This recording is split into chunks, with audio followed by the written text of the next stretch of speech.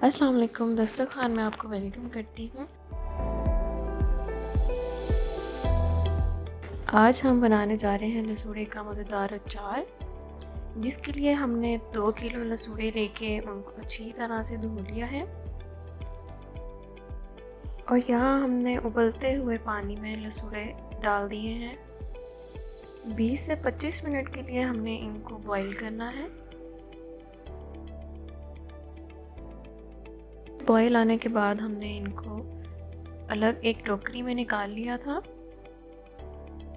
اس کے بعد ہم نے اس کی ڈنڈیوں سے ان کو الگ کر لینا ہے۔ ایک دن کے لیے ہم نے کسی ٹیبل یا کھلی جگہ پہ ان کو پھیلا کے رکھ دینا ہے۔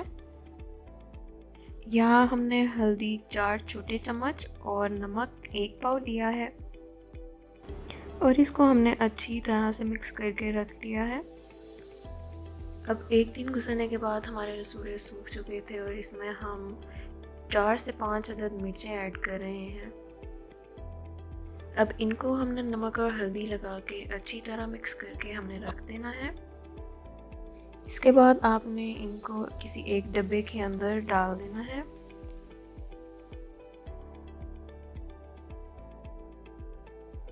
یہاں ہم نے میتھرے لیے ہیں 4 چمچ، سونف لی ہے 4 چمچ، اور کٹی لال مرچ ہم نے لی ہے 2 چمچ۔ کلونجی ہم نے اس میں 2 چمچ ایڈ کرنی ہے۔ اس کے بعد تمام مسالے ہم نے اس میں ایڈ کر دینے ہیں، اور 2 سے 3 دن کے لیے ہم نے اس کو بند کر کے رکھ دینا ہے۔ اب ایک ہم نے باؤل لے لینا ہے، اس کے اندر نمک، ہلدی، سوکھا دھنیا، کلونجی، سونف اور کٹی لال مرچ 1 چمچ لے لینا ہے، اور یہاں ہم نے 1 پاؤ پیسا ہوا نمک ڈال لیا تھا، اور اب ہم اس کو اچھی طرح سے مکس کر لیں گے۔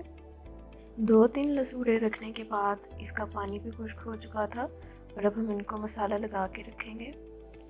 یہاں ہم نے تھوڑا سا سرسوں کا تیل اس میں ایڈ کیا، تاکہ سارا مسالہ لسوڑوں کو اچھی طرح سے لگ جائے۔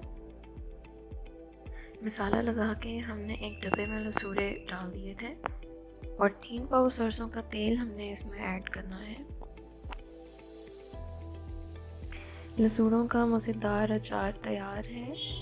اس کو آپ گھر پہ لازمی ٹرائی کیجیے گا، اور اگر پسند آئے تو ہماری ویڈیو کو لائک ضرور کیجیے گا۔ اگر آپ اس چینل پر نئے ہیں تو ہمارے چینل کو سبسکرائب لازمی کیجیے گا۔ اللہ حافظ۔